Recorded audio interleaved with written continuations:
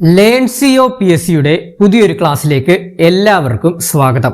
ഇന്നത്തെ ക്ലാസ്സിൽ നമ്മൾ പഠിക്കാൻ പോകുന്നത് നമ്മുടെ 10th പ്രിലിംസ് പരീക്ഷയിലെ ആദ്യഘട്ടം നടന്ന പരീക്ഷ അതിന്റെ റിവിഷൻ ക്ലാസ് എല്ലാവർക്കും ഉപകാരപ്പെട്ടു എന്ന് പ്രതീക്ഷിക്കുന്നു. അതോടൊപ്പം തന്നെ ആദ്യഘട്ടം നടന്ന 10th പ്രിലിംസ് പരീക്ഷയുടെ പ്രധാനപ്പെട്ട ക്വസ്റ്റ്യൻസിന്റെ റിലേറ്റഡ് ഫാക്റ്റ് ആണ് നമ്മൾ ഇന്നത്തെ ക്ലാസ്സിലൂടെ ഡിസ്കസ് ചെയ്യാൻ പോകുന്നത്. ക്ലാസ് എല്ലാവരും അവസാനം വരെ കാണാൻ ശ്രമിക്കണം. അടുത്ത ഘട്ടം നടക്കുന്ന ഓഗസ്റ്റ് 1 നടക്കുന്ന പരീക്ഷയ്ക്ക് ഇതുമായിട്ട് ബന്ധപ്പെട്ട റിലേറ്റഡ് ഫാക്റ്റിൽ നിന്ന് ചോദ്യങ്ങൾ വരാൻ സാധ്യത വളരെ കൂടുതലാണ്. അപ്പൊ നമുക്ക് ആദ്യത്തെ ചോദ്യം നോക്കാം. ഫസ്റ്റ് ചോദ്യം, ലോഹങ്ങളുടെ രാജാവ് എന്നറിയപ്പെടുന്നത് ആരാണ്? നമുക്കറിയാം ആൻസർ ഓപ്ഷൻ എ സ്വർണമാണ്. നമുക്കറിയാം ലോഹങ്ങളുടെ രാജാവ് എന്നറിയപ്പെടുന്നത് സ്വർണമാണ്.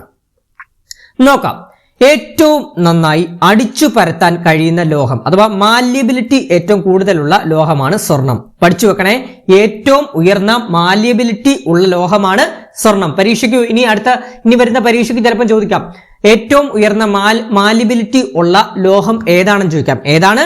സ്വർണമാണ് കേട്ടോ, സ്വർണമാണ്. പഠിച്ചു വെക്കണം. അടുത്ത പോയിന്റ് ആണ്, വെളുത്ത സ്വർണം ലിറ്റിൽ സിൽവർ എന്നറിയപ്പെടുന്നത് പ്ലാറ്റിനം ആണ് കേട്ടോ. പഠിച്ചു വെക്കണേ, വെളുത്ത സ്വർണം അഥവാ ലിറ്റിൽ സിൽവർ എന്നറിയപ്പെടുന്നത് പ്ലാറ്റിനം. വെളുത്ത സ്വർണം പ്ലാറ്റിനമാണ് കേട്ടോ. അതുപോലെ തന്നെ ക്വിക്ക് സിൽവർ എന്നറിയപ്പെടുന്നത് സാധാരണ താപനിലയിൽ ദ്രാവകാവസ്ഥയിൽ കാണപ്പെടുന്ന മെർക്കുറിയാണ് ക്വിക്ക് സിൽവർ എന്നറിയപ്പെടുന്നത്. പഠിച്ചു വെക്കണേ, സാധാരണ താപനിലയിൽ ദ്രാവകാവസ്ഥയിൽ കാണപ്പെടുന്ന മെർക്കുറിയെയാണ് ക്വിക്ക് സിൽവർ എന്ന് അറിയപ്പെടുന്നത്. ക്ലിയർ ആണ്? അടുത്ത പോയിന്റ്, രാസവസ്തുക്കളുടെ രാജാവ് എന്നറിയപ്പെടുന്നത് സൾഫ്യൂരിക് ആസിഡിനെയാണ്. ഇതൊക്കെ പരീക്ഷയ്ക്ക് ചോദിക്കാം. രാസവസ്തുക്കളുടെ രാജാവ് എന്നറിയപ്പെടുന്നത് ആരെയാണ്? സൾഫ്യൂരിക് ആസിഡിനെയാണ്. ഇനി കുലീന ലോഹം എന്നറിയപ്പെടുന്നത് ആരെയാണ്? വായുവുമായോ ജലവുമായോ എളുപ്പത്തിൽ രാസപ്രവർത്തനത്തിൽ ഏർപ്പെടാത്തതിനാൽ സ്വർണം, വെള്ളി, പ്ലാറ്റിനം എന്നിവ കുലീന ലോഹങ്ങൾ എന്നറിയപ്പെടുന്നത് കേട്ടോ. പരീക്ഷയ്ക്ക് ചോദിക്കാം, കുലീന ലോഹങ്ങൾ എന്നറിയപ്പെടുന്നത് ഏതൊക്കെയാണ്? സ്വർണം, വെള്ളി, പ്ലാറ്റിനം എന്നിവയാണ് കുലീന ലോഹങ്ങൾ എന്നറിയപ്പെടുന്നത്.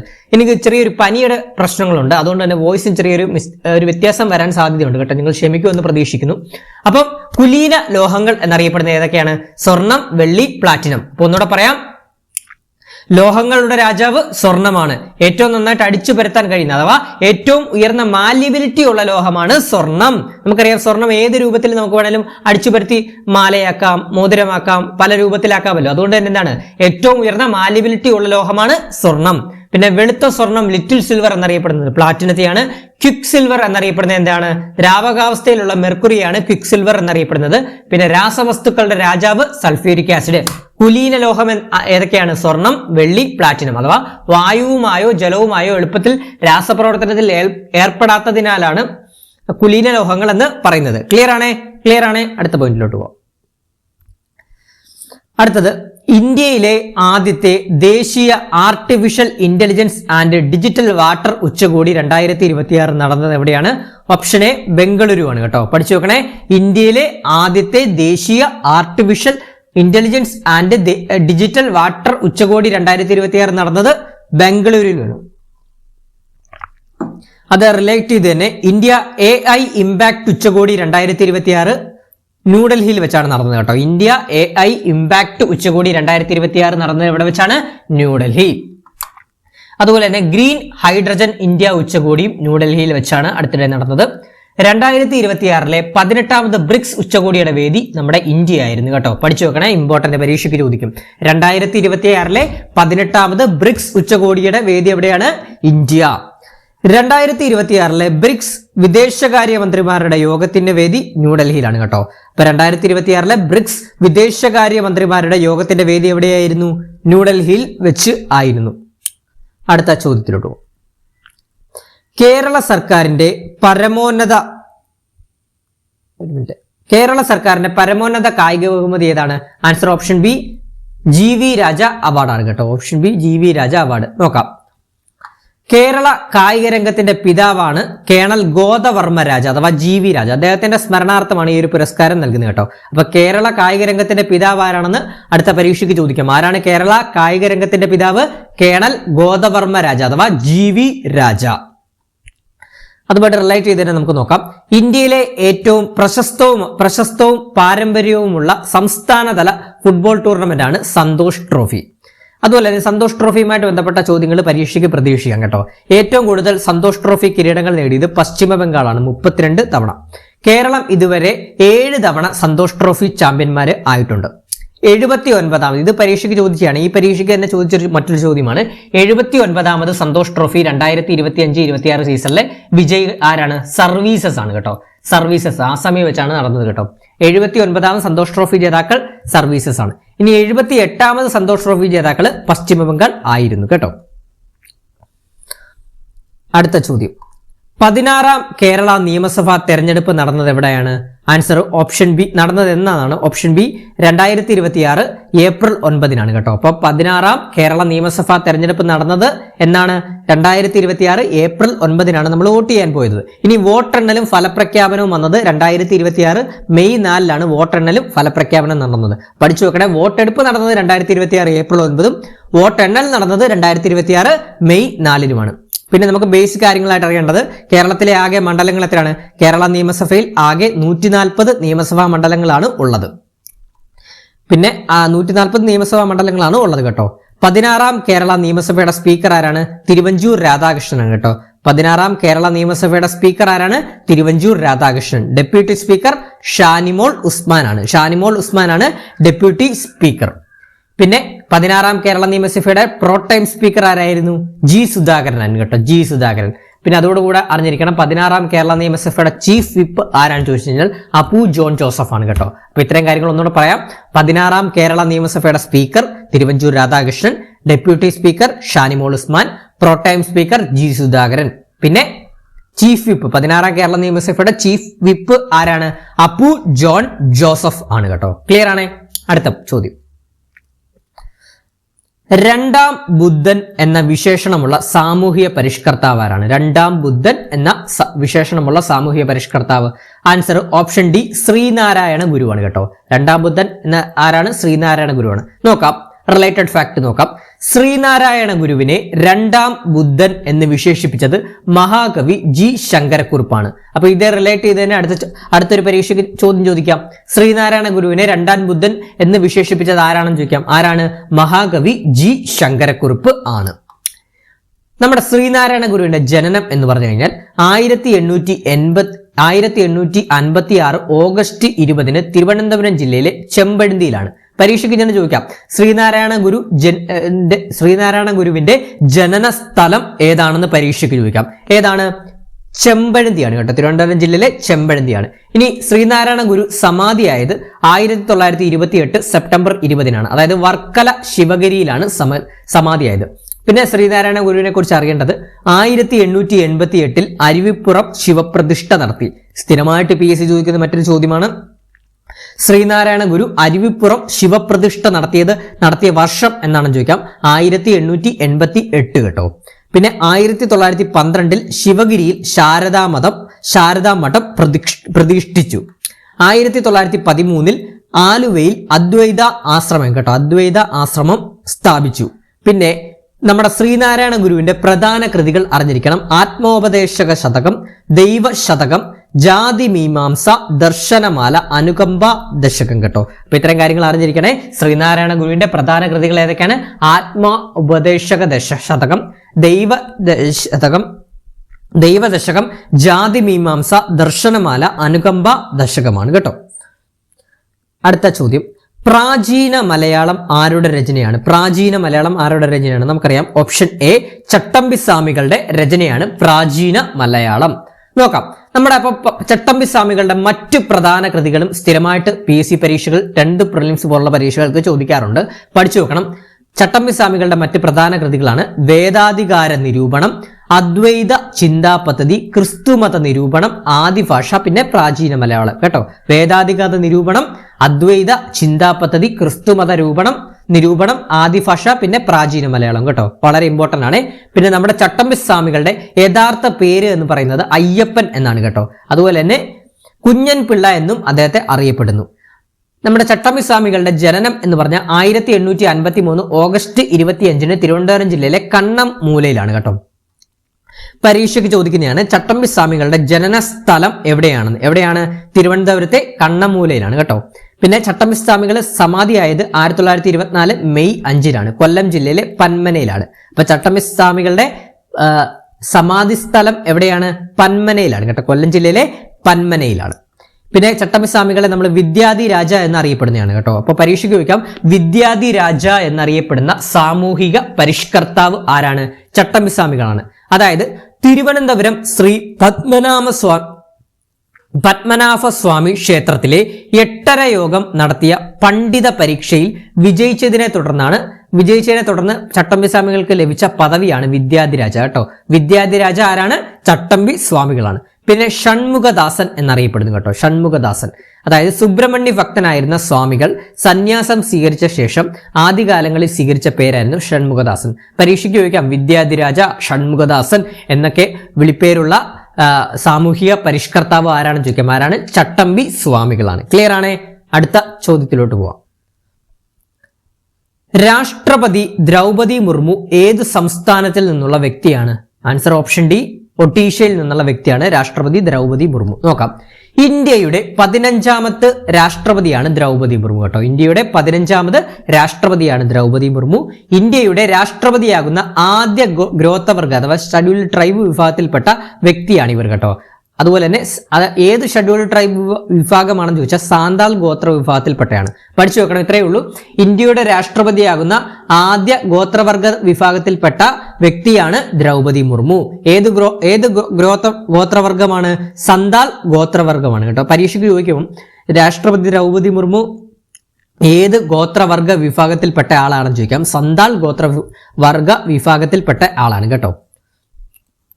പിന്നെ പ്രതിഭ പാട്ടീലിന് ശേഷം ഇന്ത്യയുടെ രാഷ്ട്രപതിയാകുന്ന 2ാമത്തെ വനിതയാണ് ദ്രൗപദി മുർമു. അപ്പോൾ പഠിച്ചു വെക്കണം, ഇന്ത്യയുടെ രാഷ്ട്രപതിയാകുന്ന ആദ്യ ഗോത്രവർഗ വിഭാഗത്തിൽപ്പെട്ട വ്യക്തിയും അതുപോലെ തന്നെ ഇന്ത്യയുടെ രാഷ്ട്രപതിയാകുന്ന 2ാമത്തെ വനിതയുമാണ് ദ്രൗപദി മുർമു.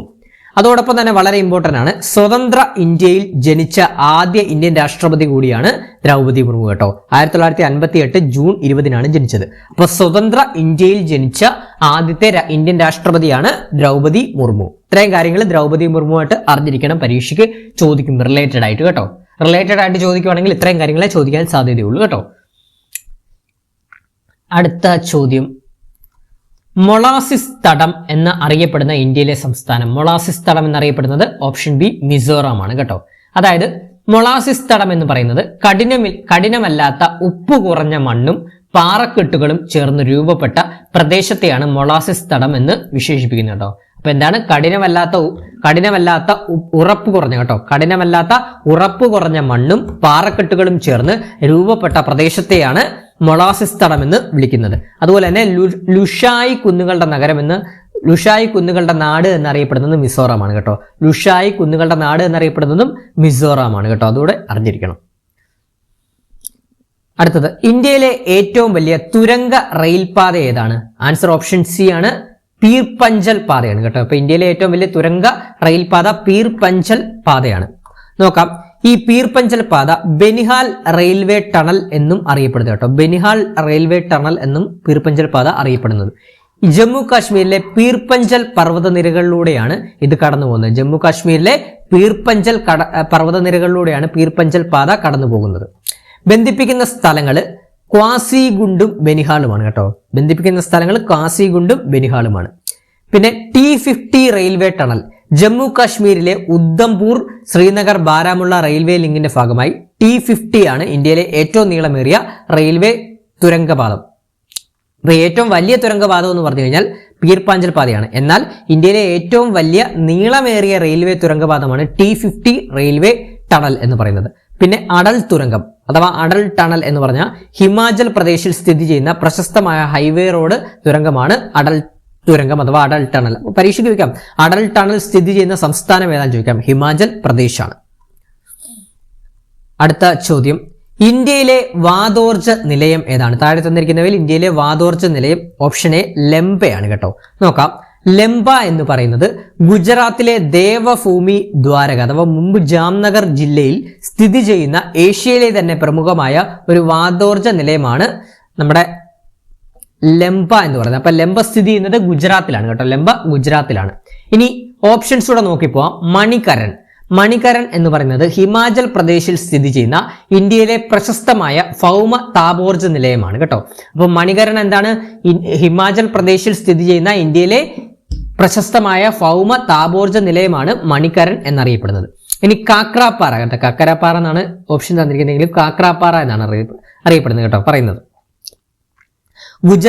ഗുജറാത്തിൽ സ്ഥിതി ചെയ്യുന്ന ഒരു അറ്റോമിക് അല്ലെങ്കിൽ ന്യൂക്ലിയർ പവർ സ്റ്റേഷനാണ് കാക്രാപ്പാർ എന്ന് പറയുന്നത് കേട്ടോ. പിന്നെ ഓഖ്ല എന്ന് പറയുന്നത് ഉത്തർപ്രദേശിൽ സ്ഥിതി ചെയ്യുന്ന ഒരു താപനിലയമാണ് ഓഖ്ല എന്ന് അറിയപ്പെടുന്നത് കേട്ടോ.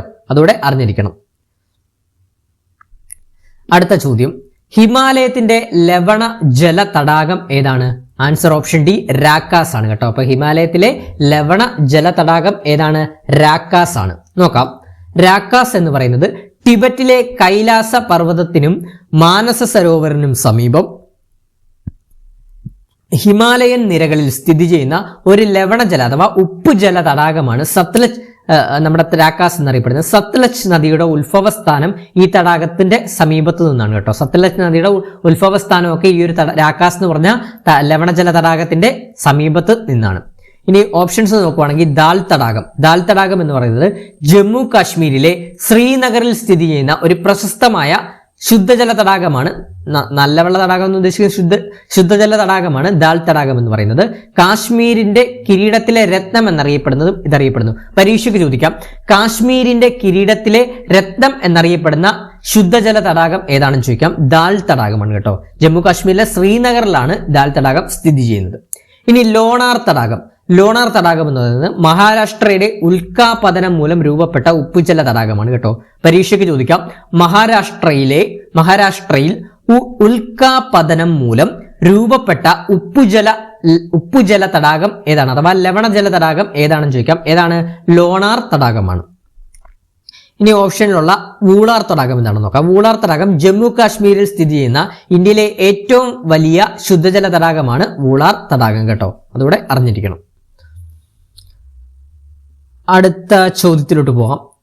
എണ്ണപ്പാടം അടിസ്ഥാനമാക്കിയുള്ള ഇന്ത്യയിലെ എണ്ണ ശുദ്ധീകരണശാല ഏതാണ്? ആൻസർ ഓപ്ഷൻ ബി ദിഗ്ബോയ് ആണ് കേട്ടോ. അപ്പൊ എണ്ണപ്പാടം അടിസ്ഥാനമാക്കിയുള്ള ഇന്ത്യയിലെ എണ്ണ ശുദ്ധീകരണശാല ദിഗ്ബോയ് ആണ്. അതായത് ഇന്ത്യയിലെയും ഏഷ്യയിലെയും തന്നെ ഏറ്റവും പഴക്കം ചെന്ന എണ്ണ ശുദ്ധീകരണശാലയാണ് അസമിൽ സ്ഥിതി ചെയ്യുന്ന ദിഗ്ബോയ് റിഫൈനറി. 1901 പ്രവർത്തനം ആരംഭിച്ചത്. അപ്പൊ ദിഗ്ബോയ് റിഫൈനറി സ്ഥിതി ചെയ്യുന്നത് അസമിലാണ് കേട്ടോ. ഇന്ത്യയിലെയും ഏഷ്യയിലെയും തന്നെ ഏറ്റവും പഴക്കം ചെന്ന എണ്ണ ശുദ്ധീകരണശാലയാണ് അസമിൽ സ്ഥിതി ചെയ്യുന്ന ദിഗ്ബോയ് റിഫൈനറി. ഇത് 1901 പ്രവർത്തനം ആരംഭിച്ചത്. അതുപോലെ തന്നെ ഏഷ്യയിലെ എണ്ണ നഗരം എന്നറിയപ്പെടുന്നത് ദിഗ്ബോയ് ആണ് കേട്ടോ. അതുകൂടെ പഠിച്ചു വെക്കണേ. ഏഷ്യയിലെ എണ്ണ നഗരം എന്നറിയപ്പെടുന്നത് ദിഗ്ബോയ് ആണ്. അടുത്ത പോയിന്റ് നോക്കാം. ഉൽപ്പന്നങ്ങളുടെ ഉപയോഗവും വിപണന സാധ്യതയും കണക്കിലെടുത്ത് വിപണികൾക്ക് സമീപം സ്ഥാപിച്ചിട്ടുള്ള റിഫൈനറികളാണ് മധുര ഉത്തർപ്രദേശിലെയും ബറോണി ബീഹാറിലെയും ഓപ്ഷൻസ് തന്നിട്ടുള്ളതാണ്. പാനിപ്പത്ത് ഹരിയാനയിലെയും എന്നിവ. ഇവയിലേക്ക് എണ്ണപ്പാടങ്ങളിൽ നിന്നും തുറമുഖങ്ങളിൽ നിന്നും പൈപ്പ് ലൈനുകൾ വഴിയാണ് ക്രൂഡോയിൽ എത്തിക്കുന്നത്. ജസ്റ്റ് ഒന്ന് അറിഞ്ഞിരുന്നാൽ മതി. അപ്പൊ ഈ ദിഗ്ബോയ് എന്താണെന്ന് അറിഞ്ഞണം. ഏഷ്യയിലെ എണ്ണ നഗരം എന്നറിയപ്പെടുന്ന ദിഗ്ബോയ് ഏറ്റവും പഴക്കം ചെന്ന ഇന്ത്യയിലെയും ഏഷ്യയിലെ ഏറ്റവും പഴക്കം ചെന്ന എണ്ണ ശുദ്ധീകരണശാലയാണ് ദിഗ്ബോയ്. ഇത് സ്ഥിതി ചെയ്യുന്നത് അസമിലാണ് കേട്ടോ. അതോടെ അറിഞ്ഞിരിക്കണം.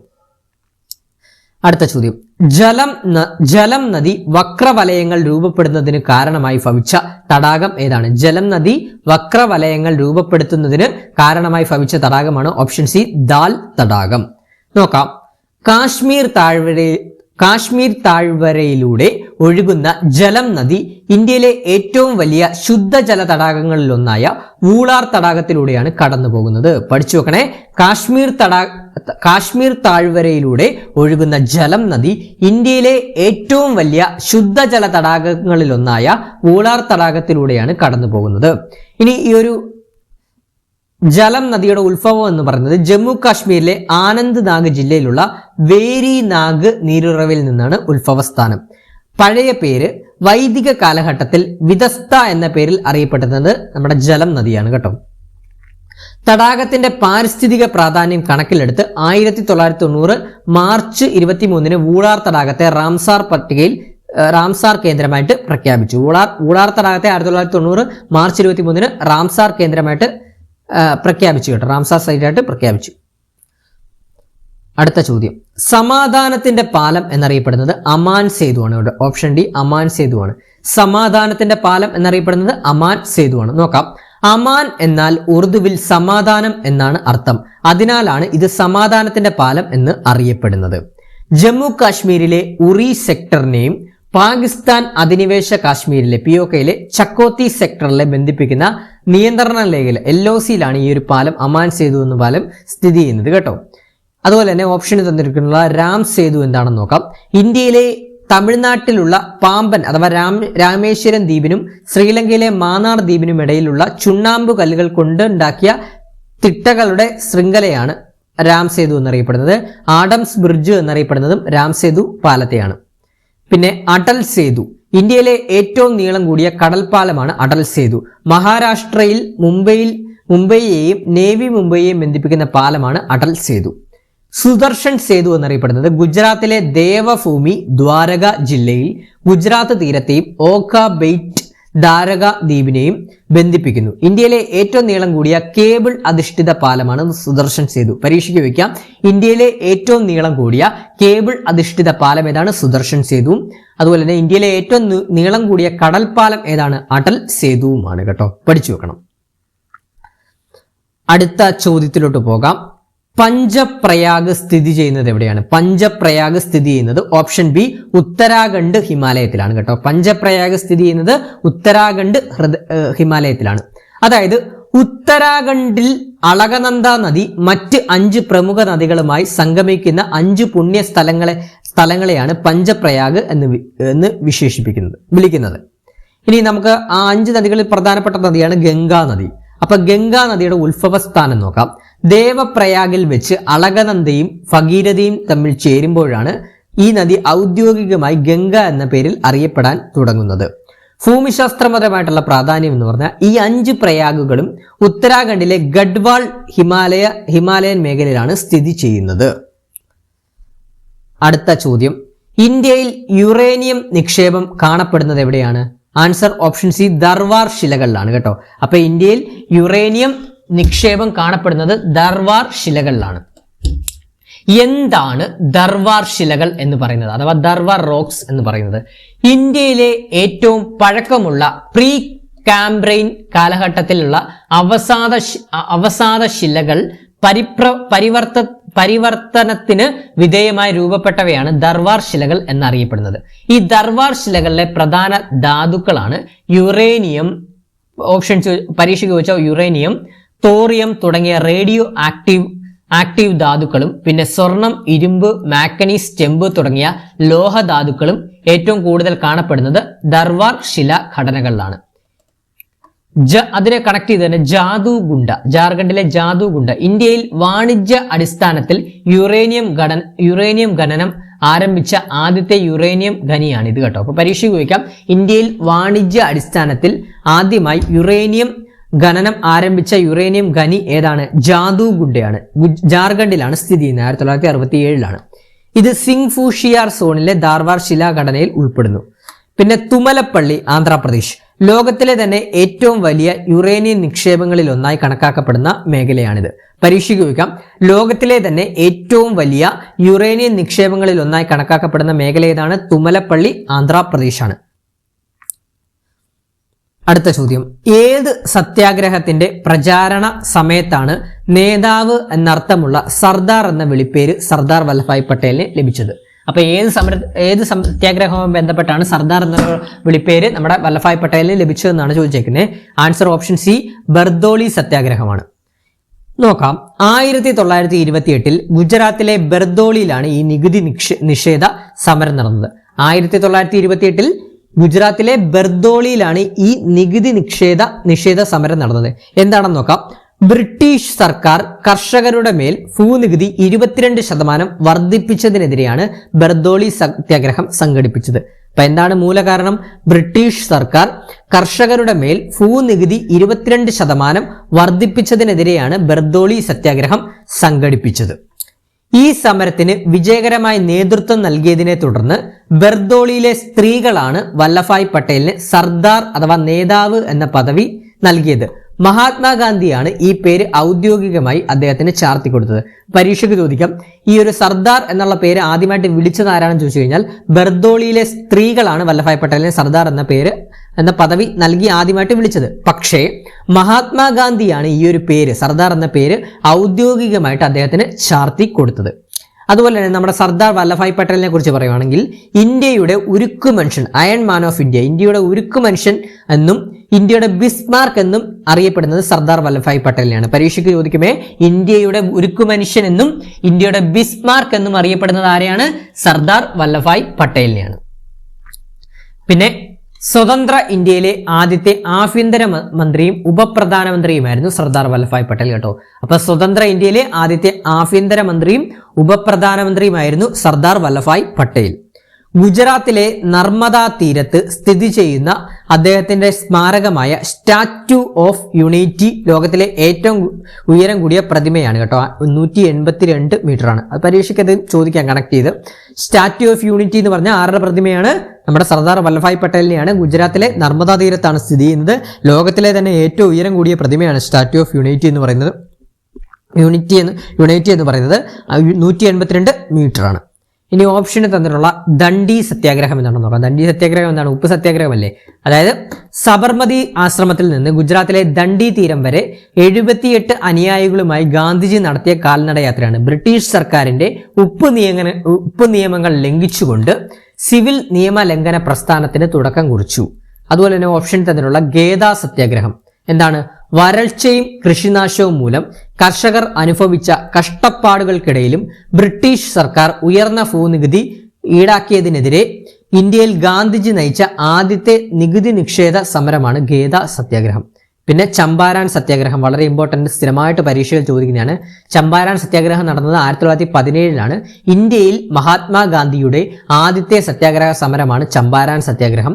ബീഹാറിലെ ചമ്പാരാൻ ജില്ലയിലെ നീലം കർഷകരെ ബ്രിട്ടീഷ് തോട്ടം ഉടമകൾ ചൂഷണം ചെയ്തതിനെതിരെയാണ് ഈ ഒരു സമരം നടന്നത്. ബീഹാറിലാണ് ചമ്പാരൻ സത്യാഗ്രഹം നടന്നത്. 1917 നമ്മുടെ മഹാത്മാഗാന്ധിയുടെ ഇന്ത്യയിലെ ആദ്യത്തെ സത്യാഗ്രഹ സമരമാണ് ചമ്പാരാൻ സത്യാഗ്രഹം.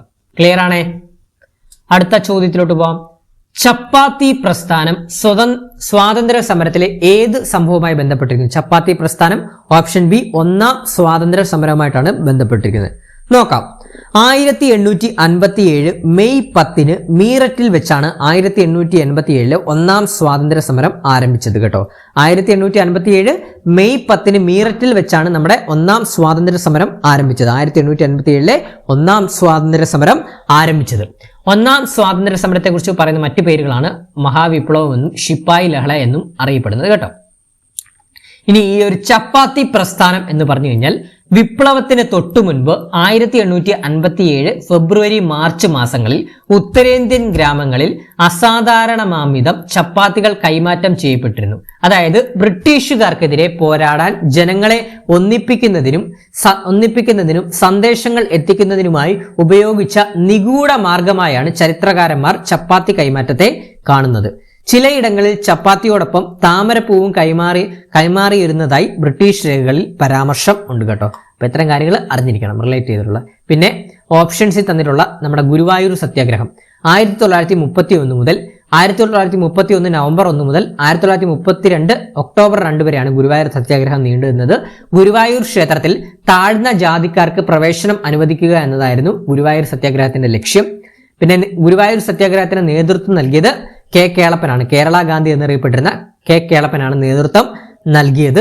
പിന്നെ ഗുരുവായൂർ സത്യാഗ്രഹത്തിന്റെ വോളണ്ടിയർ ക്യാപ്റ്റൻ AK ഗോപാലനാണ് വോളണ്ടിയർ ക്യാപ്റ്റൻ AKG എന്നറിയപ്പെടുന്നത്. പിന്നെ ഓപ്ഷൻസ് തന്നിട്ടുള്ള മലബാർ കലാപം 1921 മലബാർ കലാപം. ബ്രിട്ടീഷുകാരുടെ കർഷക വിരുദ്ധ നയങ്ങളും ജന്മിമാരുടെ അടിച്ചമർത്തലുകളും വലിയ ജനരോക്ഷത്തിന് കാരണമായി. മാപ്പിള ലഹള എന്നറിയപ്പെട്ടിരുന്നതും മലബാർ കലാപമാണ് കേട്ടോ, അറിഞ്ഞിരിക്കണേ. അടുത്ത ചോദ്യം, ഡോക്ടർ KN രാജുവുമായി ബന്ധപ്പെട്ട തെറ്റായ പ്രസ്താവനകൾ ഏതൊക്കെയാണെന്നാണ് വെച്ചിരിക്കുന്നത്. നോക്കാം. പ്ലാനിംഗ് കമ്മീഷന്റെ ചെയർമാൻ എന്നറിയപ്പെട്ടിരുന്നത് തെറ്റാണ്. പ്ലാനിംഗ് കമ്മീഷന്റെ ചെയർമാൻ എപ്പോഴും ആരായിരിക്കും? നമ്മുടെ ഇന്ത്യൻ പ്രധാനമന്ത്രി ആയിരിക്കും പ്ലാനിംഗ് കമ്മീഷന്റെ ചെയർമാൻ, അതറിഞ്ഞിരിക്കണേ. പിന്നെ റിസർവ് ബാങ്ക് ഗവർണറും അല്ലായിരുന്നു കേട്ടോ. KN Raju reserve bank governor ആയിട്ടില്ല. പിന്നെ സെന്റർ ഫോർ ഡെവലപ്മെന്റ് സ്റ്റഡീസിന്റെ സ്ഥാപകനായിരുന്നു KN രാജു. പിന്നെ ഓർഗനൈസേഷണൽ ഇഷ്യൂസ് ഇന്ത്യൻ അഗ്രികൾച്ചർ രചിച്ചു, അതും ശരിയാണ്. അപ്പോൾ ഓപ്ഷൻ ഡി ആണ് 1, 2 ഇവിടെ തെറ്റായിട്ടുള്ള സ്റ്റേറ്റ്മെന്റ് ആയിട്ട് വരുന്നത്. നമ്മൾ ഡോക്ടർ KN രാജിനെ കുറിച്ച് നോക്കുവാണെങ്കിൽ ഇന്ത്യയുടെ ഒന്നാം 5 വർഷം അഥവാ ഇന്ത്യയുടെ ഒന്നാം പഞ്ചവത്സര പദ്ധതിയുടെ ആദ്യ രൂപരേഖ അഥവാ ആമുഖം തയ്യാറാക്കിയത് ഡോക്ടർ KN രാജാണ്. പിന്നെ അദ്ദേഹത്തിന്റെ തന്നെയാണ് കേരള മോഡൽ വികസനം എന്നത് അദ്ദേഹത്തിന്റെ ആയിരുന്നു. അതായത് കേരളത്തിന്റെ സാമൂഹിക സാമ്പത്തിക വികസന മാതൃകയെ ലോക ശ്രദ്ധയിൽ കൊണ്ടുവരുന്നതിൽ പ്രധാന പങ്കുവഹിച്ച പഠനങ്ങൾക്ക് നേതൃത്വം നൽകിയ വ്യക്തിയാണ് ഡോക്ടർ KN രാജ്. 2000 രാജ്യം അദ്ദേഹത്തിന് പത്മവിഭൂഷൺ നൽകി ആദരിച്ചു ഡോക്ടർ KN രാജിന്. അപ്പൊ ഇത്തരം കാര്യങ്ങൾ അറിഞ്ഞിരിക്കണം. ഇനി അടുത്ത ചോദ്യമാണ്, ക്വിറ്റ് ഇന്ത്യ സമരനായിക എന്ന് അറിയപ്പെട്ടത് ആരാണ്? താഴെ തന്നിരിക്കുന്നതിൽ answer option B Aruna Asaf അലിയാണ് കേട്ടോ, അസഫ് അലിയാണ്. അപ്പൊ പഠിച്ചു നോക്കണേ, ക്വിറ്റ് ഇന്ത്യ സമരനായിക എന്നറിയപ്പെടുന്നത് ആരാണ്? അരുണ അസഫ് അലിയാണ്. അത് അങ്ങനെ വിളിക്കാനുള്ള കാരണം എന്താണെന്ന് നോക്കാം.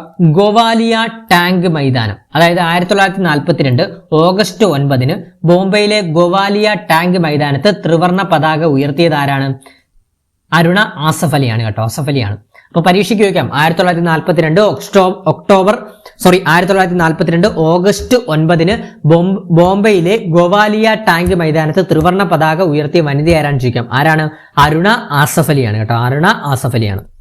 അതുപോലെ തന്നെ ഇന്ത്യൻ സ്വാതന്ത്ര്യ സമരത്തിലെ ഗ്രാൻഡ് ഓൾഡ് ലേഡി എന്നറിയപ്പെടുന്നത് അരുണ ആസഫ് അലിയാണ്. 1997 മരണാനന്തര ബഹുമതിയായിട്ട് ഭാരതരത്നം ലഭിച്ചു ഇവർക്ക് കേട്ടോ.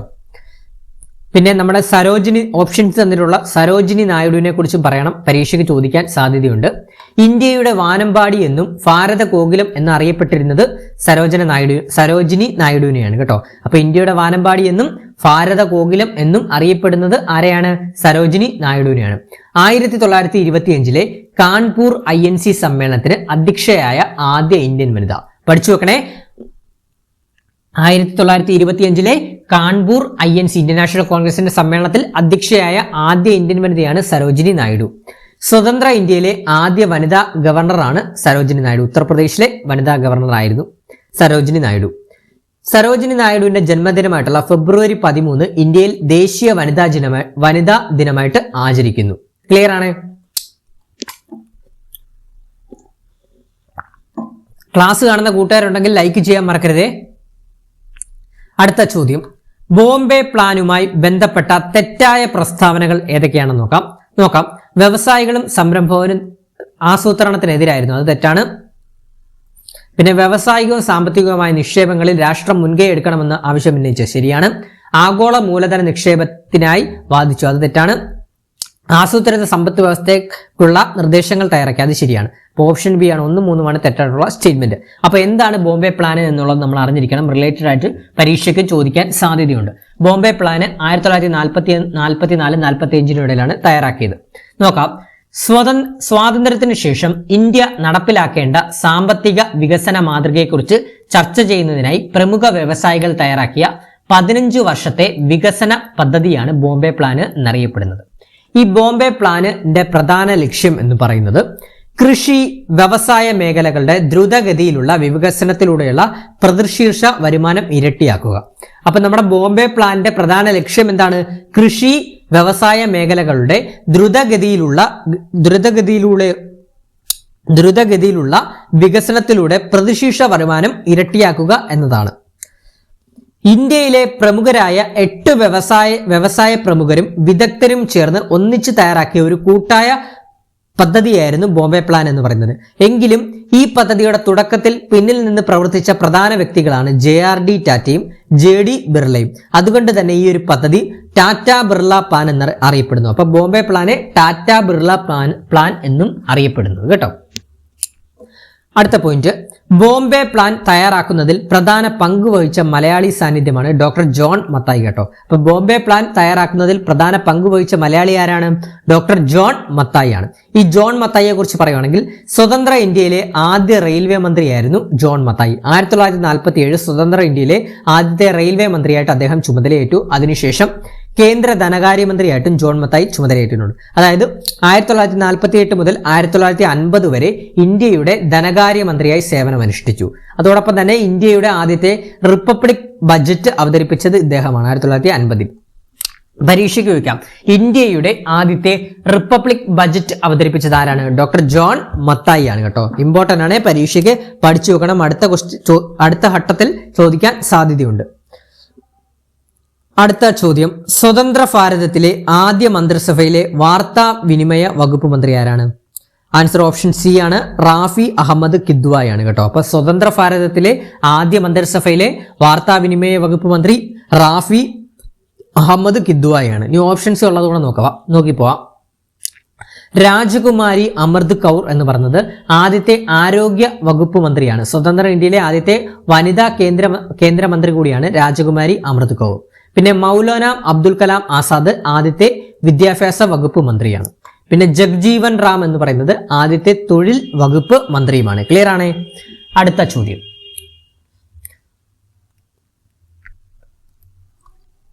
ആത്മവിദ്യാസംഘം സ്ഥാപിച്ചത് ആരാണ്? ആത്മവിദ്യാസംഘം സ്ഥാപിച്ചത് വാഗ്ഭടാനന്ദനാണ് കേട്ടോ. ആത്മവിദ്യാസംഘം സ്ഥാപിച്ചത് വാഗ്ഭടാനന്ദനാണ്. അപ്പം നമുക്ക് പ്രധാനപ്പെട്ട സാമൂഹ്യ പരിഷ്കർത്താക്കളും അവര് സ്ഥാപിച്ച സംഘടനകൾ നമുക്ക് നോക്കി പഠിച്ചു പോകാം. പരീക്ഷയ്ക്ക് ചോദിക്കുമേ. ഫസ്റ്റ് തന്നെ വൈകുണ്ഠ സ്വാമികൾ സമത്വ സമാജം സ്ഥാപിച്ചു 1836. അപ്പൊ വൈകുണ്ഠ സ്വാമികളാണ് സമത്വ സമാജം സ്ഥാപിച്ചത്.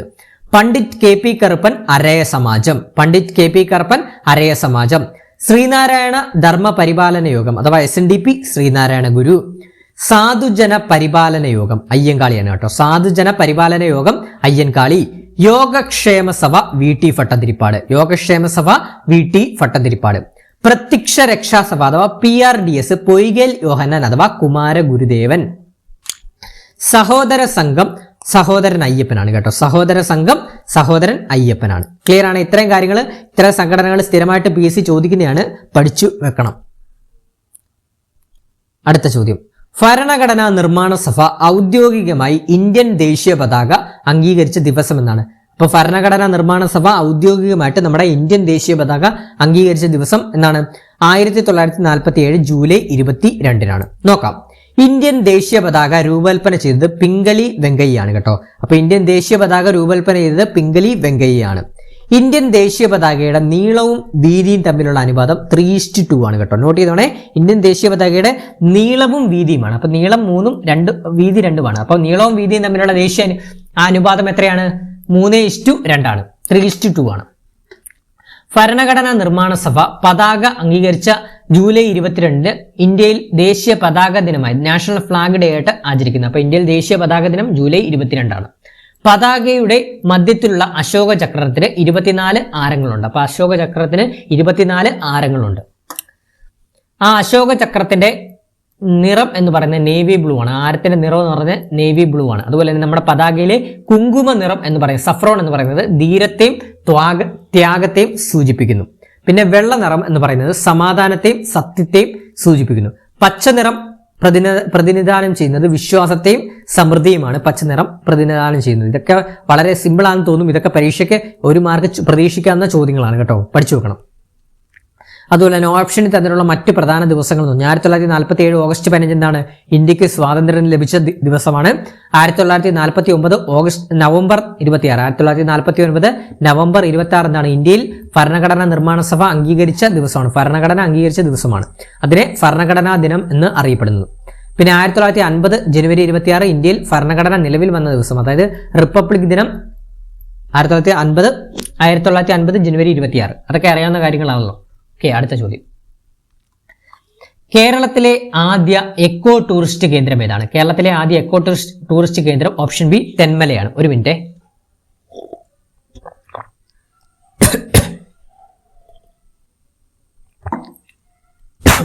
പനിയുടേതായിട്ടുള്ള ചെറിയ ബുദ്ധിമുട്ടുകളാണ്, അതുകൊണ്ട് വോയിസിന് ചെറിയൊരു വ്യത്യാസം നിങ്ങൾക്ക് തോന്നാം കേട്ടോ. അപ്പം ക്വസ്റ്റ്യൻ എന്താണ്? കേരളത്തിലെ ആദ്യ എക്കോ ടൂറിസ്റ്റ് കേന്ദ്രം ഏതാണ്? തെന്മലയാണ്. നോക്കാം. ഇന്ത്യയിലെ തന്നെ ആദ്യത്തെ പ്ലാനഡ് എക്കോ ടൂറിസം പദ്ധതിയാണ് തെന്മല കേട്ടോ. അപ്പൊ പഠിച്ചു നോക്കണേ. ഇന്ത്യയിലെ തന്നെ ആദ്യത്തെ പ്ലാനഡ് എക്കോ ടൂറിസം പദ്ധതിയാണ് തെന്മല. കൊല്ലം ജില്ലയിലാണ് തെന്മല സ്ഥിതി ചെയ്യുന്നത്. പരീക്ഷയ്ക്ക് ചോദിക്കാം, തെന്മല എക്കോ ടൂറിസം സെന്റർ സ്ഥിതി ചെയ്യുന്ന ജില്ല ഏതാണെന്ന് ചോദിക്കാം. കൊല്ലം ജില്ലയിലാണ് സ്ഥിതി ചെയ്യുന്നത്.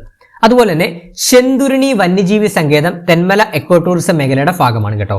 അപ്പൊ ചെന്തുരുണി വന്യജീവി സങ്കേതം തെന്മല എക്കോ ടൂറിസം മേഖലയുടെ ഭാഗമാണ്. അതുപോലെ തന്നെ ഓപ്ഷൻസ് തന്നിട്ടുള്ളത് കൂടെ നമുക്ക് നോക്കിപ്പോവാം. പൊന്മുടി പൊന്മുടി എന്ന് പറയുന്നത് തിരുവനന്തപുരം ജില്ലയിൽ സ്ഥിതി ചെയ്യുന്ന പ്രശസ്തമായ ഒരു മലയോര വിനോദ സഞ്ചാര കേന്ദ്രം, ഹിൽ സ്റ്റേഷനാണ് പൊന്മുടി. പൊന്മുടി സ്ഥിതി ചെയ്യുന്നത് തിരുവനന്തപുരം ജില്ലയിലാണ്. ഇനി ആനമുടി, ദക്ഷിണേന്ത്യയിലെയും പശ്ചിമഘട്ടത്തിലെയും ഏറ്റവും ഉയരം കൂടിയ കൊടുമുടിയാണ് ആനമുടി. 2695 മീറ്ററാണ് ഉയരം. ഇത് ഇടുക്കി ജില്ലയിലെ ഇരവികുളം ദേശീയോദ്യാനത്തിലാണ് ആനമുടി സ്ഥിതി ചെയ്യുന്നത്. ഇനി ഓപ്ഷൻ തന്നിട്ടുള്ള അടവി എന്താണെന്ന് നോക്കാം. പത്തനംതിട്ട ജില്ലയിലെ കോന്നിക്ക് അടുത്തുള്ള ജനപ്രിയ എക്കോ ടൂറിസം കേന്ദ്രമാണ് അടവി. കുട്ടവഞ്ചി സവാരിക്ക് പ്രശസ്തമാണ് അടവി കേട്ടോ. പരീക്ഷയ്ക്ക് ചിലപ്പോൾ ഇങ്ങനെയായിരിക്കും ചോദിക്കുന്നത് കുട്ടവഞ്ചി സവാരിക്ക് പ്രശസ്തമായ അടവി എക്കോ ടൂറിസം സ്ഥിതി ചെയ്യുന്ന ജില്ല ഏതാണെന്നായിരിക്കും ചോദിക്കുന്നത്. ജില്ല ഏതാണ്?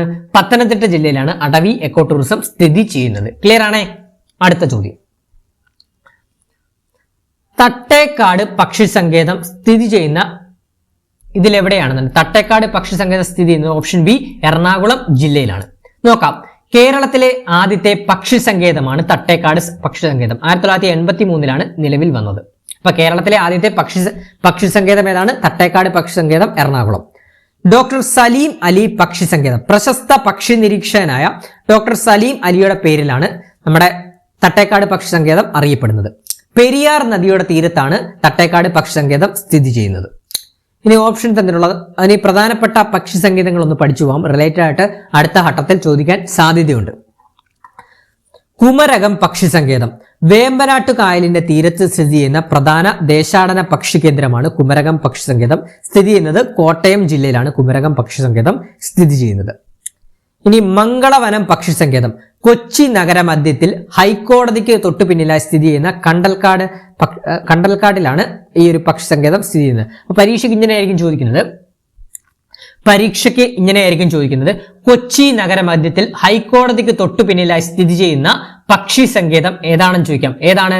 മംഗളവനം പക്ഷി സങ്കേതമാണ്. അതുപോലെ തന്നെ കൊച്ചിയുടെ പച്ചപ്പുര എന്നറിയപ്പെടുന്നതും മംഗളവനമാണ് കേട്ടോ. കൊച്ചിയുടെ പച്ചപ്പുര എന്നറിയപ്പെടുന്നതും മംഗളവനമാണ്. ഇനി അടുത്തത് കടലുണ്ടി പക്ഷി സങ്കേതം കോഴിക്കോട് മലപ്പുറം ജില്ലയുടെ അതിർത്തിയിൽ സ്ഥിതി ചെയ്യുന്ന കടലുണ്ടി അറബിക്കടലിൽ പതിക്കുന്ന ഭാഗത്താണ് സ്ഥിതി ചെയ്യുന്നത്. നമുക്കറിയാം, നമ്മൾ ട്രെയിനിൽ പോകുമ്പോൾ മലപ്പുറം കോഴിക്കോട് അതിർത്തിയിലോട്ട് കാണുന്ന ഒരു കടലുണ്ടി പുഴയില്ലേ, അപ്പൊ ആ പുഴയുടെ തീരത്തൊക്കെയാണ് ഈ ഒരു കടലുണ്ടി പക്ഷി സങ്കേതം നമ്മൾ കണ്ടാണ് പോകുന്നത്. നിങ്ങൾ പോകുമ്പോൾ ഇനി ശ്രദ്ധിച്ചാൽ മതി. കടലുണ്ടി പക്ഷി സങ്കേതം കോഴിക്കോട് മലപ്പുറം ജില്ലയിലെ കടലുണ്ടി പുഴയുടെ ഭാഗത്താണ് സ്ഥിതി ചെയ്യുന്നത്. ചെറിയ തുരുത്തുകളാൽ സമ്പന്നമായ ഇവിടം നിരവധി വിദേശ ദേശാടന പക്ഷികളുടെ പ്രധാന താവളമാണ്. പരീക്ഷയ്ക്ക് ചോദിക്കാം. കടലുണ്ടി പക്ഷി സങ്കേതം സ്ഥിതി ചെയ്യുന്നത് കോഴിക്കോട് മലപ്പുറം ജില്ലകളുടെ അതിർത്തിയിലാണ് കേട്ടോ. ഇനി ചൂലന്നൂർ മയിൽ സംരക്ഷണ കേന്ദ്രം സ്ഥിരമായിട്ട് പരീക്ഷയ്ക്ക് ചോദിക്കുന്നതാണ്.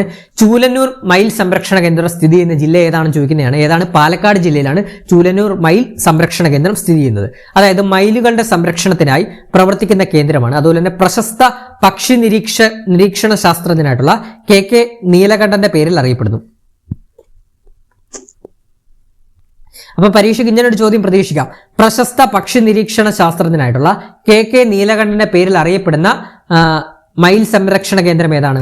ചൂലന്നൂർ മയിൽ സംരക്ഷണ കേന്ദ്രം പാലക്കാട് ജില്ല, ആലത്തൂരിലാണ് സ്ഥിതി ചെയ്യുന്നത്. പാലക്കാട് ജില്ലയിലെ ആലത്തൂരിലാണ്. ഇനി അരിപ്പ പക്ഷിത്താവളം കൊല്ലം തിരുവനന്തപുരം അതിർത്തി പ്രദേശങ്ങളിലാണ്. വലിയൊരു സംരക്ഷിത വനമേഖലയാണ്. അരിപ്പ അപൂർവ ഇനം പക്ഷികളാൽ സമൃദ്ധമാണ് കേട്ടോ. ഇനി അടുത്തത്, കേരളത്തിലെ ഏറ്റവും നീളം കൂടിയ നദി ഏതാണ്? എല്ലാവർക്കും അറിയാം, ഓപ്ഷൻ ബി പെരിയാറാണ്. ഇനി പെരിയാർ നദിയുടെ നീളം എത്രയാണെന്ന് പരീക്ഷയ്ക്ക് ചോദിക്കാം. 244 കിലോമീറ്റർ ആണ്. 244 കിലോമീറ്റർ ആണ് പെരിയാർ നദിയുടെ നീളം. കേരളത്തിലെ ഏറ്റവും നീളം കൂടിയ നദിയാണ്. കേരളത്തിന്റെ ജീവരേഖ, പൂർണ്ണ നദി എന്നീ പേരുകളിൽ അറിയപ്പെടുന്നതും നമ്മുടെ പെരിയാറിനെയാണ്. പെരിയാർ നദിയുടെ ഉത്ഭവസ്ഥാനം ശിവഗിരി മലനിരകളാണ് കേട്ടോ. തമിഴ്നാട് അതിർത്തിയായിട്ടുള്ള ശിവഗിരി മലനിരകളിൽ നിന്നാണ് പെരിയാർ നദി ഉത്ഭവിക്കുന്നത്. പെരിയാർ നദിയിലുള്ള പ്രധാന അണക്കെട്ടുകൾ ഏതൊക്കെയാണ്?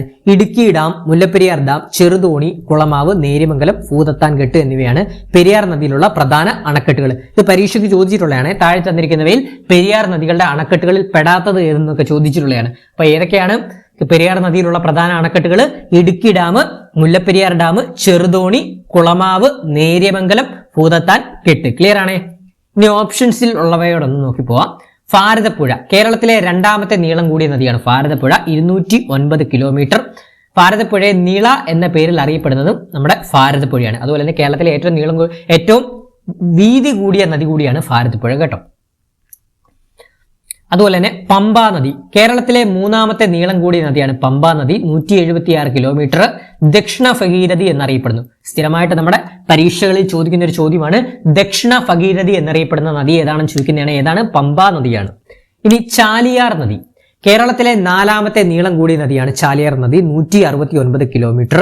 ബേപ്പൂർ പുഴ എന്നറിയപ്പെടുന്നു. അപ്പൊ ബേപ്പൂർ പുഴ എന്നറിയപ്പെടുന്നത് ചാലിയാർ നദിയാണ്. പിന്നെ കേരളത്തിലെ ആകെ നദികളുടെ എണ്ണം എല്ലാവർക്കും അറിയാം, 44 നദികളാണുള്ളത്. 41 എണ്ണം പടിഞ്ഞാറോട്ടും 3 എണ്ണം കിഴക്കോട്ടും ഒഴുകുന്നു. കിഴക്കോട്ട് ഒഴുകുന്ന നദികൾ കബനി, ഭവാനി, പാമ്പാറാണ്.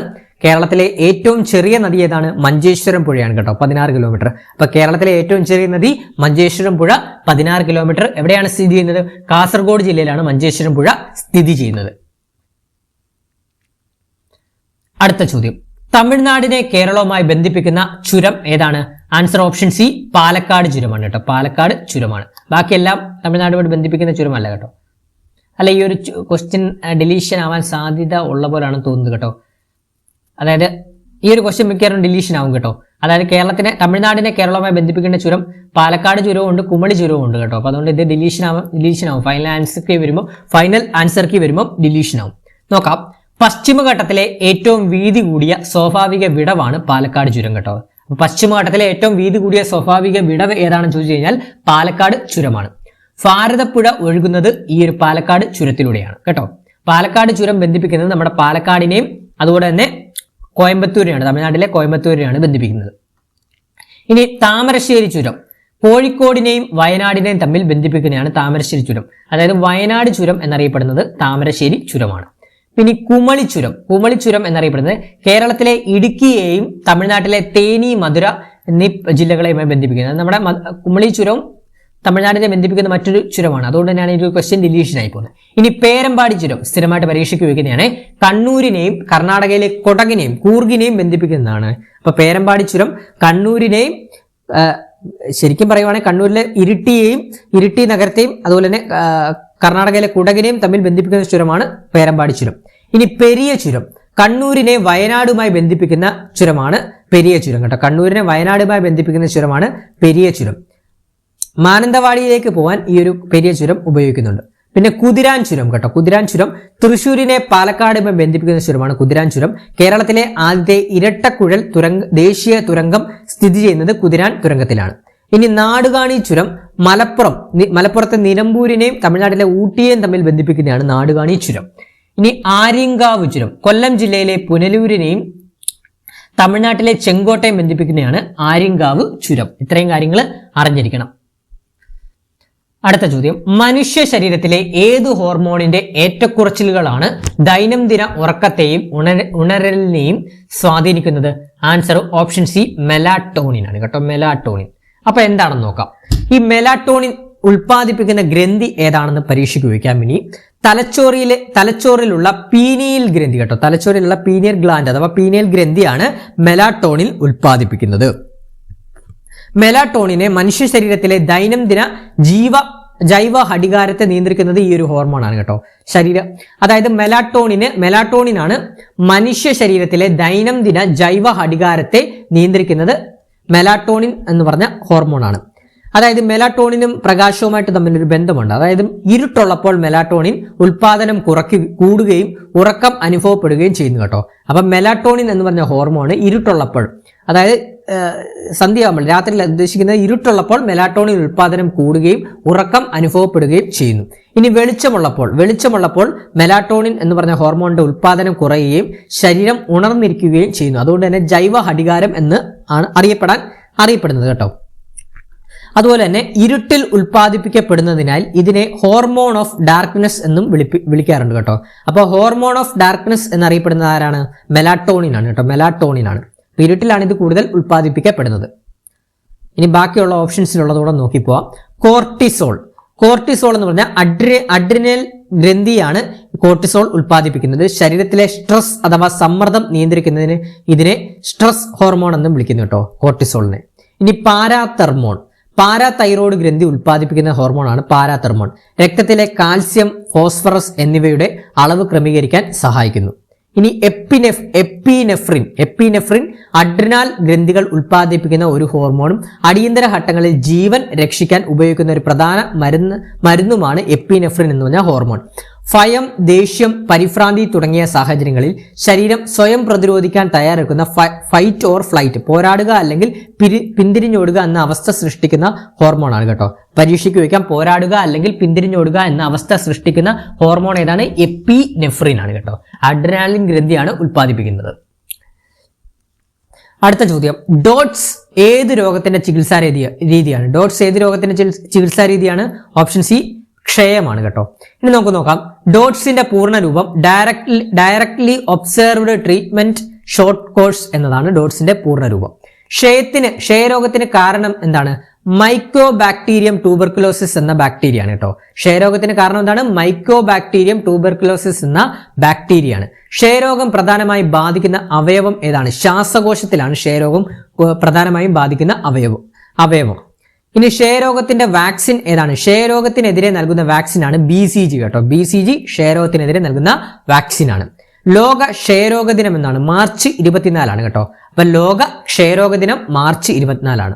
ലോകാരോഗ്യ സംഘടന മുന്നോട്ട് വെച്ച ആഗോള ക്ഷയരോഗ നിയന്ത്രണ രീതിയാണ് ഡോട്ട്സ് എന്നറിയപ്പെടുന്നത്. ക്ലിയർ ആണ്? ഇനി എയ്ഡ്സിനെ കുറിച്ച് ഒന്ന് അറിഞ്ഞിരിക്കണം, പരീക്ഷയ്ക്ക് ചോദിക്കാം. എയ്ഡ്സിന് കാരണമായിട്ടുള്ള വൈറസ് ആണ് HIV അഥവാ ഹ്യൂമൻ ഇമ്മ്യൂണോ ഡെഫിഷ്യൻസി വൈറസ് ആണ് കേട്ടോ. HIV വൈറസ് ആണ് എയ്ഡ്സിന് കാരണമായിട്ടുള്ള വൈറസ്. എയ്ഡ്സ് ബാധിക്കുന്ന വ്യവസ്ഥ ഏതാണ്? ശരീരത്തിന്റെ പ്രതിരോധ വ്യവസ്ഥയെ, ഇമ്മ്യൂൺ സിസ്റ്റത്തെ തകരാറിലാക്കുകയാണ് എയ്ഡ്സ് ചെയ്യുന്നത്. എയ്ഡ്സ് കണ്ടെത്താനുള്ള പരിശോധനകൾ എലീസ ടെസ്റ്റും വെസ്റ്റേൺ ബ്ലോട്ട് ടെസ്റ്റുമാണ്. അതായത് എലീസ ടെസ്റ്റ് എയ്ഡ്സിന്റെ പ്രാഥമിക പരിശോധന അറിയപ്പെടുന്നത് എലീസ ടെസ്റ്റ് എന്നും എയ്ഡ്സ് സ്ഥിരീകരണത്തിനുള്ള ടെസ്റ്റാണ് വെസ്റ്റേൺ ബ്ലോട്ട് ടെസ്റ്റും എന്ന് അറിയപ്പെടുന്നത്. പഠിച്ചു നോക്കണേ. ഇനി എയ്ഡ്സിന്റെ ചികിത്സാ രീതിയാണ് ART എന്ന് പറയുന്നത്, ആന്റി റെട്രോവിറൽ തെറാപ്പി. രോഗം പൂർണ്ണമായി മാറ്റാൻ കഴിയില്ലെങ്കിലും നിയന്ത്രിക്കാൻ സഹായിക്കുന്നതാണ് ചികിത്സാ രീതിയാണ് ART എന്ന് പറയുന്നത് എയ്ഡ്സ്. ലോക എയ്ഡ്സ് ദിനം ഡിസംബർ 1 കേട്ടോ. ലോക എയ്ഡ്സ് ദിനം എന്നാണ്? ഡിസംബർ 1. അടുത്ത ചോദ്യം നോക്കാം.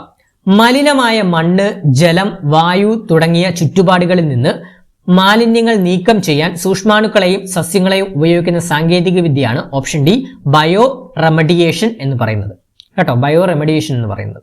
ഇനി ഓപ്ഷൻസിലുള്ളതുകൂടെ നോക്കിപ്പോവാം. ബയോ വെന്റിംഗ് എന്ന് പറഞ്ഞു കഴിഞ്ഞാൽ സൂക്ഷ്മാണുക്കളുടെ വളർച്ചയും പ്രവർത്തനവും വേഗത്തിലാക്കാൻ മണ്ണിലേക്ക് വായു അല്ലെങ്കിൽ ഓക്സിജൻ പ്രവഹിക്കുന്ന രീതി കേട്ടോ. അപ്പൊ ബയോ വെന്റിംഗ് എന്താണ്? സൂക്ഷ്മാണുക്കളുടെ വളർച്ചയും പ്രവർത്തനവും വേഗത്തിലാക്കാൻ മണ്ണിലേക്ക് വായു അഥവാ ഓക്സിജൻ പ്രവഹിപ്പിക്കുന്ന രീതിയാണ്. ഇനി ബയോ ഓഗ്മെന്റേഷൻ എന്ന് പറഞ്ഞു കഴിഞ്ഞാൽ മലിനീകരണം വേഗത്തിൽ ഇല്ലാതാക്കാൻ പ്രത്യേക തരത്തിലുള്ള സൂക്ഷ്മ ജീവികളെ മലിനമായ പ്രദേശത്തേക്ക് പുറത്തുനിന്ന് ചേർത്ത് കൊടുക്കുന്നതാണ് ബയോ ഓഗ്മെന്റേഷൻ. ഇനി മൈക്രോ റെമഡിയേഷൻ എന്താണ്? ഫംഗസുകൾ ഉപയോഗിച്ച് മാലിന്യങ്ങൾ സംസ്കരിക്കുന്നതാണ് മൈക്രോ റെമഡിയേഷൻ. ഇനി ഫൈറ്റോ റെമഡിയേഷൻ എന്ന് പറഞ്ഞു കഴിഞ്ഞാൽ സസ്യങ്ങൾ ഉപയോഗിച്ച് മണ്ണ്, ജലം എന്നിവയിലെ മാലിന്യങ്ങൾ നീക്കം ചെയ്യുന്ന രീതിയാണ്. അടുത്ത ചോദ്യം, ഭാഗ്യലക്ഷ്മി ഏത് സസ്യത്തിന്റെ സങ്കരയിനമാണ്? ഭാഗ്യലക്ഷ്മി ഏത് സസ്യത്തിന്റെ സങ്കരയിനമാണ്? Option B പയറാണ്. നോക്കാം. ഭാഗ്യലക്ഷ്മി എന്ന് പറയുന്നത് കേരളത്തിൽ വ്യാപകമായി കൃഷി ചെയ്യുന്ന പ്രധാനപ്പെട്ട ഒരു കുറ്റിപ്പയർ സങ്കരയിനമാണ് ഭാഗ്യലക്ഷ്മി എന്ന് പറയുന്നത്. ഇനി നമുക്ക് നോക്കാം.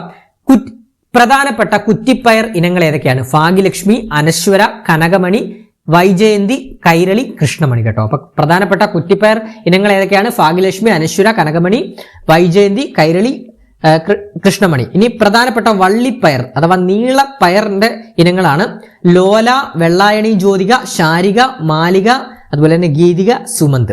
ഇനി പ്രധാനപ്പെട്ട വെണ്ട ഇനങ്ങൾ ഏതൊക്കെയാണെന്ന് നോക്കാം. ആർക്ക, അനാമിക, സുസ്ഥിര, കിരൺ, മഞ്ജിമ, വർഷ എന്നാണ് വർഷ എന്നറിയപ്പെടുന്നതാണ് കേട്ടോ. അപ്പൊ പരീക്ഷയ്ക്ക് ചോദിക്കാം.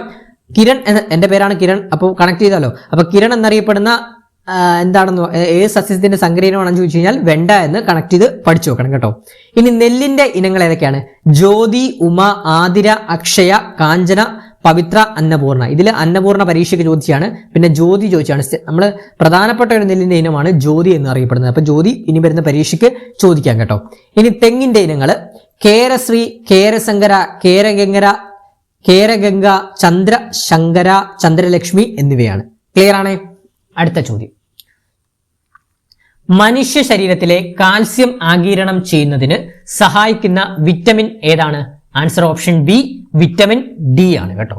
അപ്പൊ എന്താണ് വിറ്റമിൻ ഡി എന്നുള്ളത് നമുക്ക് നോക്കാം. വിറ്റമിൻ ഡിയുടെ രാസനാമം കാൽസിഫെറോൾ ആണ്. അടുത്ത ഘട്ടം പരീക്ഷയ്ക്ക് ചിലപ്പം ചോദിക്കാം വിറ്റമിൻ ഡിയുടെ രാസനാമം ഏതാണെന്ന് ചോദിക്കാം. ഏതാണ്? കാൽസിഫെറോൾ ആണ്. അതുപോലെ തന്നെ വിറ്റമിൻ ഡിയെ സൺഷൈൻ വിറ്റമിൻ എന്നാണ് അറിയപ്പെടുന്നത് കേട്ടോ. സൺഷൈൻ വിറ്റമിൻ എന്നാണ് വിറ്റമിൻ ഡിയെ അറിയപ്പെടുന്നത്. അതായത് സൂര്യപ്രകാശത്തിൽ നിന്ന് ശരീരത്തിൽ ഉൽപ്പാദിപ്പിക്കപ്പെടുന്നതിനാലാണ് സൺഷൈൻ വിറ്റമിൻ എന്ന് വിറ്റമിൻ ഡിയെ അറിയപ്പെടുന്നത്.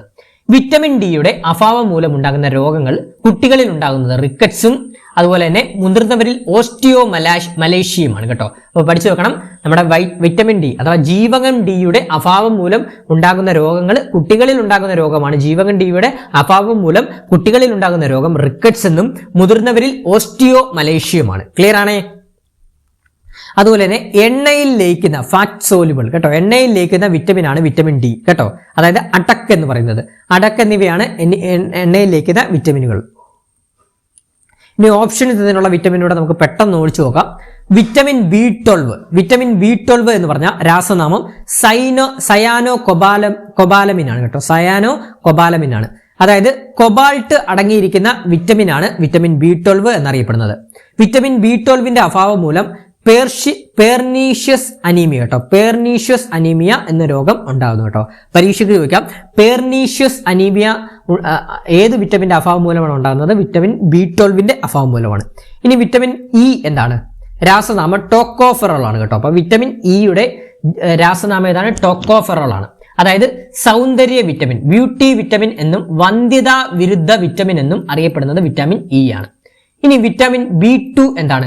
രാസനാമം റൈബോഫ്ലേവിൻ ആണ്. അഥവാ വിറ്റമിൻ B2നെ നമ്മൾ വിറ്റമിൻ ജി എന്നും അറിയപ്പെടുന്നു.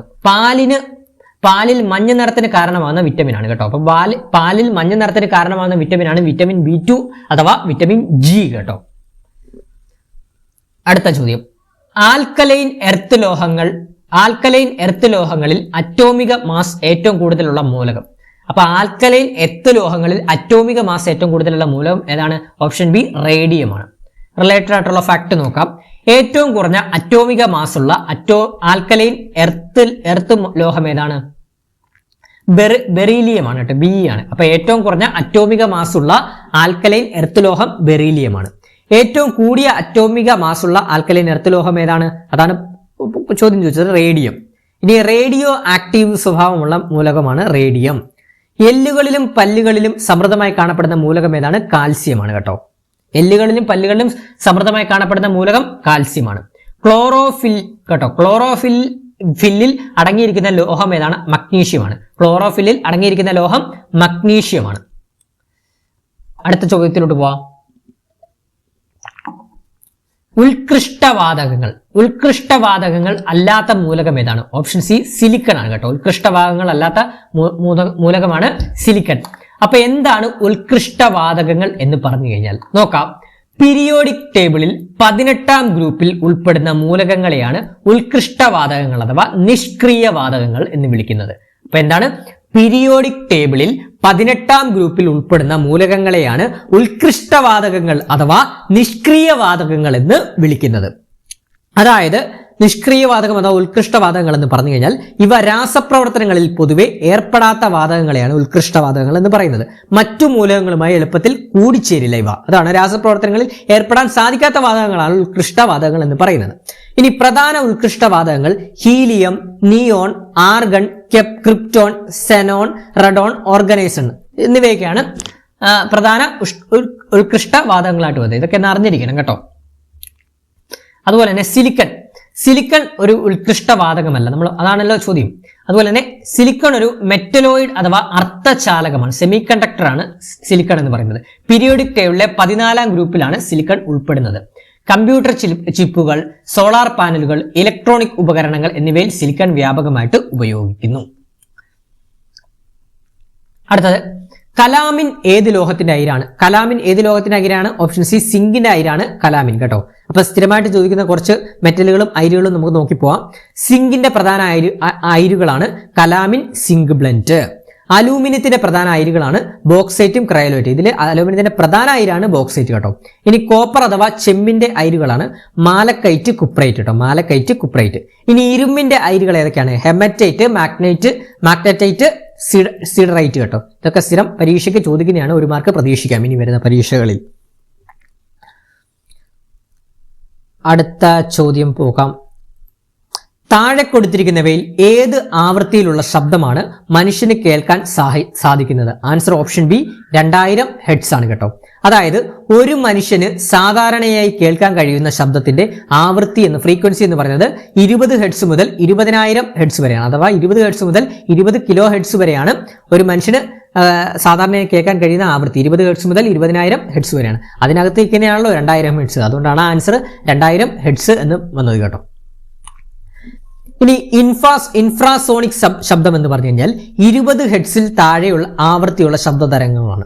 അപ്പോൾ ഇൻഫ്രാസോണിക് സൗണ്ട് അഥവാ ശബ്ദം എന്ന് പറഞ്ഞാൽ എന്താണ്? 20 ഹെഡ്സിൽ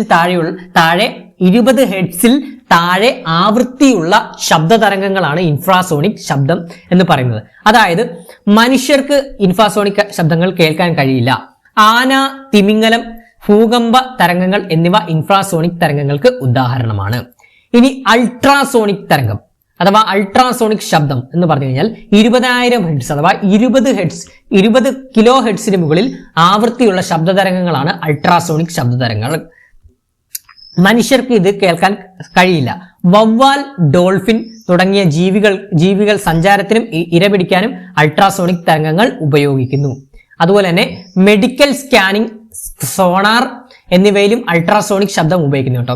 മെഡിക്കൽ സ്കാനിങ്ങിനും സോണാർ എന്നിവയിലും അൾട്രാസോണിക് ശബ്ദം ഉപയോഗിക്കുന്നു. അൾട്രാസോണിക് എന്ന് പറഞ്ഞാൽ 20 കിലോ ഹെഡ്സ് അഥവാ 20000 ഹെഡ്സിന് മുകളിലുള്ള ശബ്ദങ്ങളെയാണ് അൾട്രാസോണിക് എന്ന് പറയുന്നത്.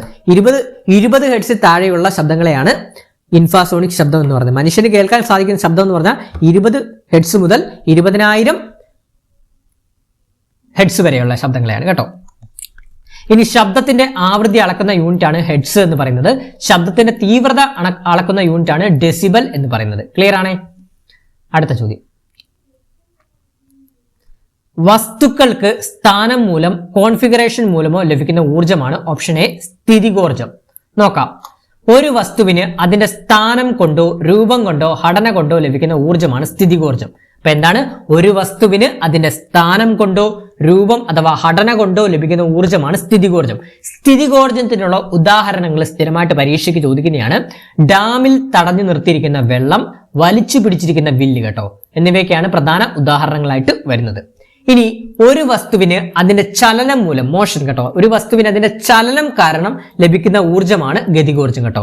അപ്പോൾ ഒരു വസ്തുവിന് അതിന്റെ ചലനം കാരണം ലഭിക്കുന്ന ഊർജ്ജമാണ് ഗതികോർജ്ജം. ഗതികോർജ്ജത്തിന്റെ ഉദാഹരണങ്ങളാണ് ഓടുന്ന വാഹനം, ഒഴുകുന്ന പുഴ, എറിഞ്ഞ കല്ലുകൾ എന്നിവയൊക്കെ ഗതികോർജ്ജത്തിന്റെ ഉദാഹരണങ്ങളാണ്.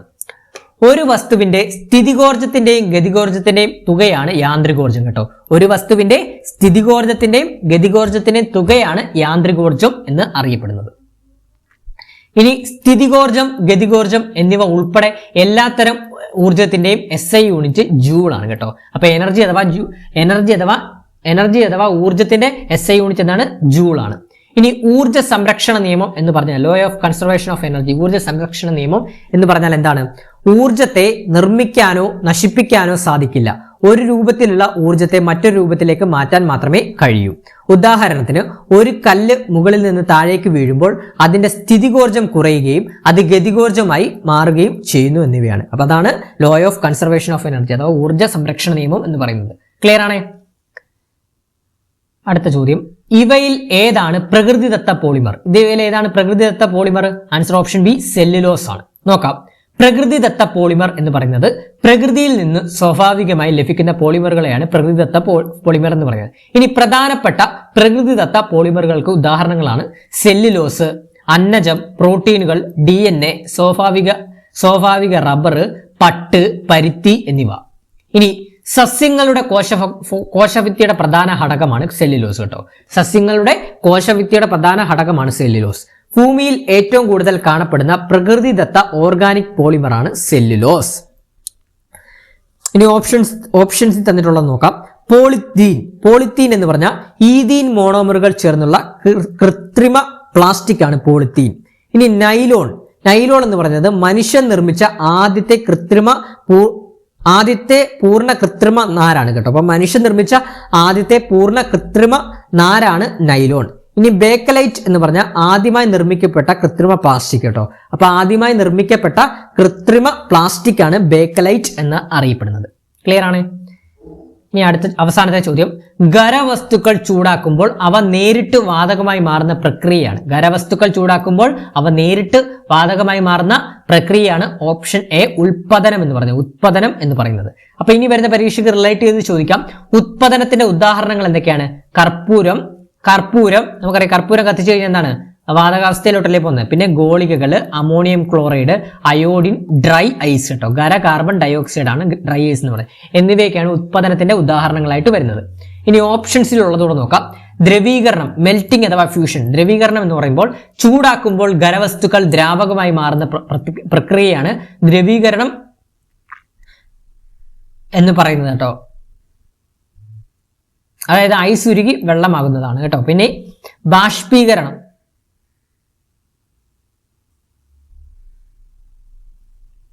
അപ്പൊ ദ്രവീകരണം എന്താണ്? ചൂടാക്കുമ്പോൾ ഖരവസ്തുക്കൾ ദ്രാവകമായി മാറുന്നത്. വാതകമായി മാറുവാണെങ്കിൽ ഉത്പന്നവും, ദ്രാവകമായി മാറുവാണെങ്കിൽ ദ്രവീകരണമാണ്. ദ്രവീകരണത്തിന് ഉദാഹരണമാണ് ഐസ് ഉരുകി വെള്ളമാകുന്നത്. ഇനി ബാഷ്പീകരണം എന്ന് പറഞ്ഞു കഴിഞ്ഞാൽ ദ്രാവകം ചൂടായി വാതകമായി മാറുന്ന പ്രക്രിയയാണ്. ദ്രാവകം അതായത് വെള്ളം എന്താണ്? വെള്ളം തിളച്ച് ആവിയാകുന്നതാണ് ബാഷ്പീകരണം എന്ന് പറയുന്നത്. ക്ലിയർ ആണ്? അപ്പൊ ഇന്നത്തെ ഒരു 10th പ്രിലിംസിന്റെ റിവിഷൻ ക്ലാസ്സസ് നമ്മൾ ആദ്യഘട്ടം നടന്ന 10th പ്രിലിംസ് പരീക്ഷയുടെ പ്രധാനപ്പെട്ട ചോദ്യങ്ങളും റിലേറ്റഡ് ഫാക്റ്റുമാണ് പഠിച്ചത്. നമുക്കറിയാം ഉച്ച കഴിഞ്ഞുള്ള 10th പ്രിലിംസിന്റെ ഉച്ച കഴിഞ്ഞുള്ള പരീക്ഷ PSC ക്യാൻസൽ ചെയ്തിരുന്നു. അതിന്റെ ക്വസ്റ്റ്യൻ പേപ്പർ നമുക്ക് ലഭിച്ചിട്ടുണ്ട്. അതിന്റെ ക്വസ്റ്റ്യൻ പേപ്പറിന്റെ ക്ലാസ് നമ്മൾ അടുത്ത ക്ലാസ്സിൽ നിങ്ങൾക്ക് മുമ്പിൽ അവതരിപ്പിക്കുന്നതാണ്. ആ ക്വസ്റ്റ്യൻ പേപ്പറിലെ ക്വസ്റ്റ്യൻസും റിലേറ്റഡ് ഫാക്റ്റും അടുത്ത ക്ലാസ് നമ്മൾ അവതരിപ്പിക്കുന്നതാണ്. ഈ ഒരു ക്ലാസ് ഇഷ്ടപ്പെട്ടിട്ടുണ്ടെങ്കിൽ ലൈക്ക് ചെയ്യാൻ മറക്കരുത്. അഭിപ്രായങ്ങൾ കമന്റ് ബോക്സിൽ രേഖപ്പെടുത്തണം. അപ്പം ആ ക്ലാസ് അവസാനം വരെ കണ്ട എല്ലാവർക്കും താങ്ക് യു.